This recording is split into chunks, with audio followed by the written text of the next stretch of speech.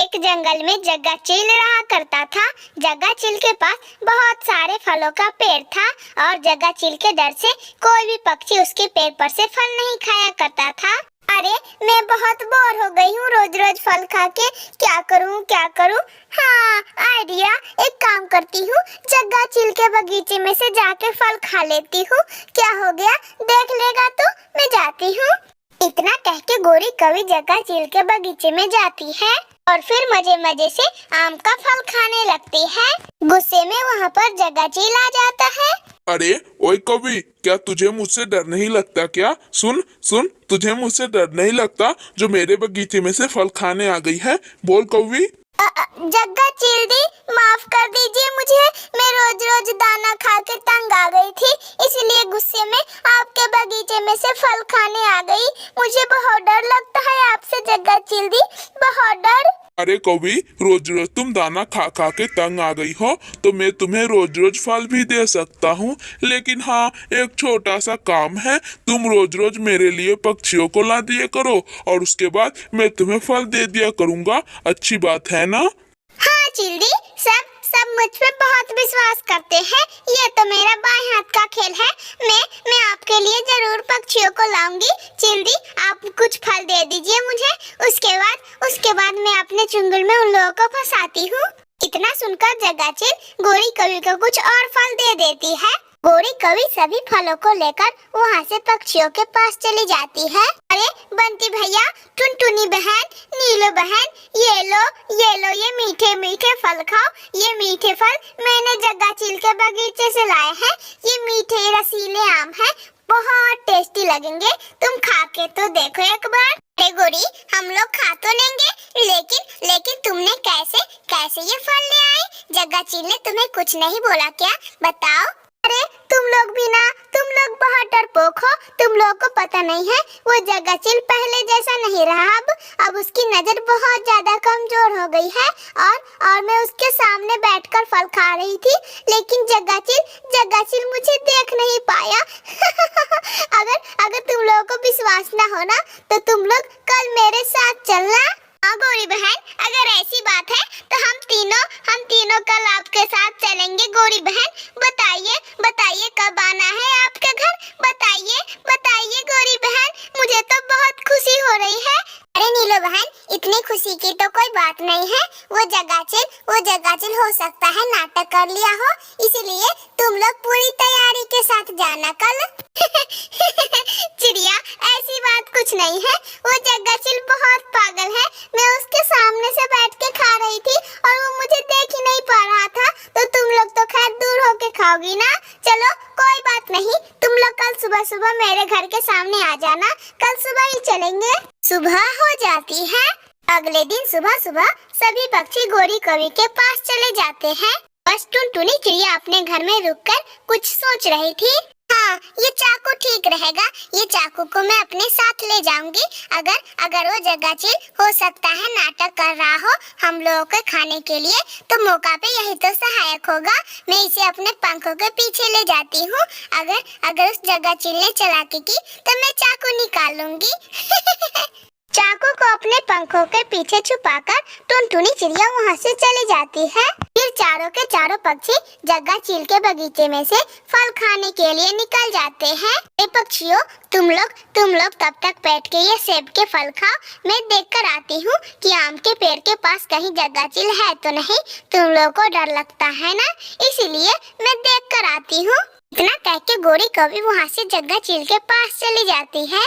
अरे जग्गा चील दी, देखिए मैंने सभी पक्षियों को पेड़ पे ला दिया है। जब मैं उन लोगों को गुफा के पास लाऊंगी तो आप बाहर निकल जाना, समझे जग्गा चील दी?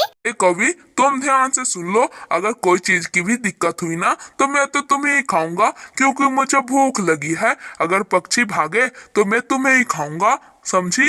गोरी कवि वहाँ से जाती है और उन पक्षियों को गुफा के पास ले आती है। सारे पक्षियों को आता देख जग्गा चील तेजी से वहाँ पर आता है और बोलता है, अरे कोई मत भागो, जो भागेगा सबसे पहले मैं उसी को खाऊंगा। अगर किसी ने भागने की कोशिश की उसे तो मैं जला के खाऊंगा। कोई भागने की कोशिश भी मत करना। गोरी कवि, तुमने हम लोगों के साथ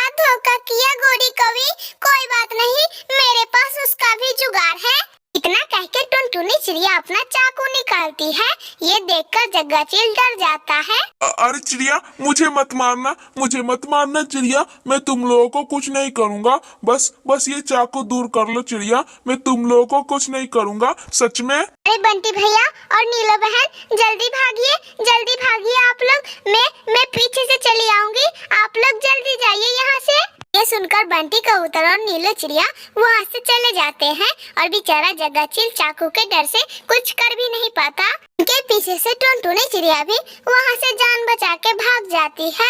कौवी, अब तो मैं तुम्हें छोड़ूंगा नहीं, क्योंकि मैंने पहले ही तुम्हें समझा दिया था कि कुछ भी गड़बड़ हुई तो मैं तुम्ही को खाऊंगा।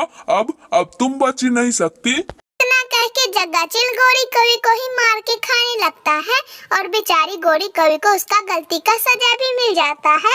मेरे प्यारे दोस्तों, अगर आप लोगों को ये कहानी अच्छी लगी हो तो प्लीज लाइक एंड सब्सक्राइब करके बेल आइकन दबाना ना भूलिएगा। आपका धन्यवाद। एक छोटे से जंगल में सभी जानवर खुशी खुशी रहा करते थे। उसी छोटे से जंगल में दो अमीर कौवे रहा करते थे। वो जंगल के सबसे अमीर थे और सबसे ज्यादा आलसी पक्षी। और उन कौवों के घर के बाहर 3 बड़े बड़े सेब के पेड़ थे और वो सेब का पेड़ उन कौवों का ही था। अरे कालू जी, देखिए ना, हमारे घर के बाहर सेब का पेड़ है और रोज रोज मैं उसमें पानी डाल के फिर सेब तोड़ना, फिर मंडी जाके बेचने से थक जाती हूँ। कालू जी, एक काम करिए, ये सब करने के लिए हम लोग एक नौकर को रख लेते हैं। हाँ गौरी, आइडिया तो तुम्हारा बहुत अच्छा है। हम लोग एक नौकर को धर लेंगे तो हम लोग सारी दिन सोए रहेंगे, फिर किसी को भी मंडी जाने का जरूरत नहीं पड़ेगा। आइडिया तुम्हारा मस्त है गौरी। मैं टुनटुनी चिड़िया से बात करके आता हूँ। इतना कह के कालू कौवा टुनटुनी चिड़िया के पास चला जाता है। अरे टुनटुनी बहन, हम लोगों के पास 3 बड़े बड़े सेब का पेड़ है ना, इसीलिए हम लोग रोज रोज उसमें से सेब तोड़ के मंडी ले जाते हैं। उससे अच्छा रहेगा तुम मुझे कोई नौकर ला के दे दो। देखो जंगल में कोई नौकर पक्षी है तो बात कराओ मेरे से।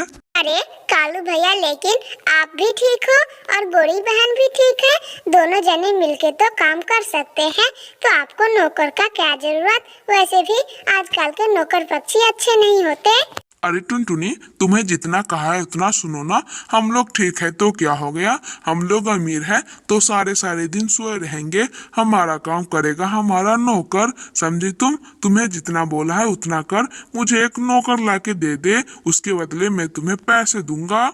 ठीक है कालू भैया, मुझे क्या है, वैसे भी आजकल के पक्षी तो अच्छे होते नहीं हैं, लेकिन फिर भी आपको नौकर चाहिए तो मैं दूसरे जंगल से नौकर ढूंढ के लाती हूँ आपके लिए कालू भैया। लेकिन हाँ, याद रखना कहीं आपको बाद में पछताना न पड़ जाए। ना कह के टुनटुनी चिड़िया दूसरे जंगल जाती है और किसी नौकर पक्षी को ढूंढती है। अरे चिड़िया बहन, मुझे नौकर पक्षी का काम था, मुझे कोई नौकर पक्षी मिल जाएगा इस जंगल में? बताओ, मुझे नौकर पक्षी का काम था, जरूरी था कुछ। रहा वो कौवा सबके घर में काम करता है और उसका नाम भूरा कौवा है। जाओ तुम उससे बात कर लो। इतना सुनकर टुनटुनी चिड़िया वहाँ से उस भूरे कौवे के पास जाती है।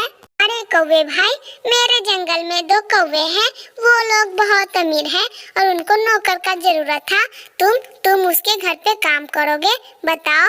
हाँ चिड़िया, काम तो मैं कर लूंगा, लेकिन हाँ याद रहे ज्यादा मुश्किल काम नहीं करूँगा। मुझे मुश्किल काम करना अच्छा नहीं लगता।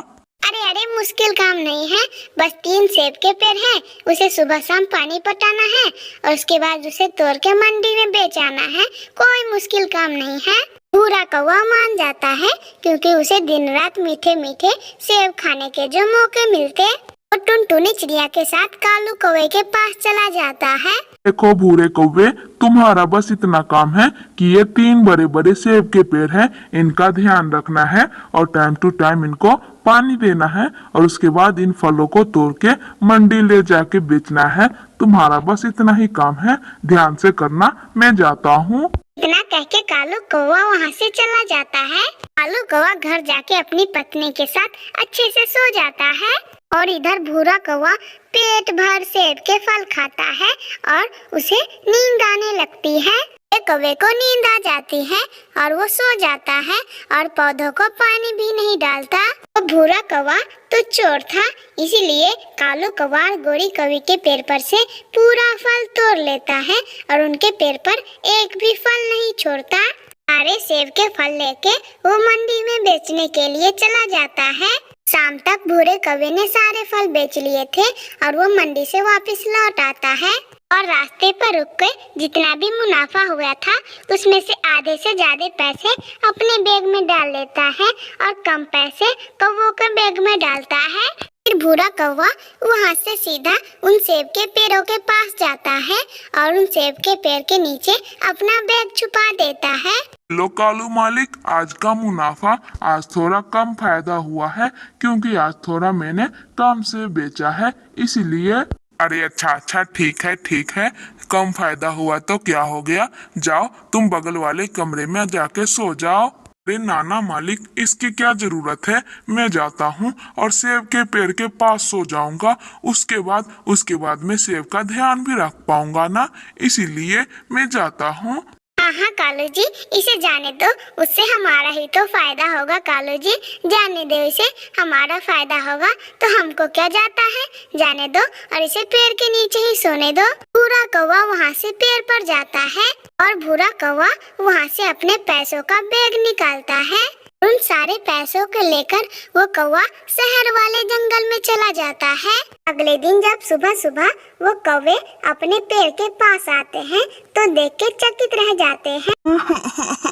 गोरी, ये क्या हो गया, वो कौवा तो चोर निकला, वो भूरा कौवा चोर था। गोरी देखो, सारे फल बेचकर सारे पैसे लेके वो भाग गया, हमारे पेड़ पर तो अब एक भी फल नहीं है। चिड़िया ने मुझे समझाया था कि आजकल के पक्षियों पे भरोसा नहीं करना चाहिए, लेकिन गलती मेरी ही थी। ऐसे कालू कौवे को अपनी गलती पर बहुत पछतावा होता है और वो सोचता है अगर मैंने मेहनत किया होता तो आज ये दिन देखना नहीं पड़ता। मेरे प्यारे दोस्तों, अगर आप लोगों को ये कहानी अच्छी लगी हो तो प्लीज लाइक एंड सब्सक्राइब करके बेल आइकन दबाना ना भूलिएगा। आपका धन्यवाद।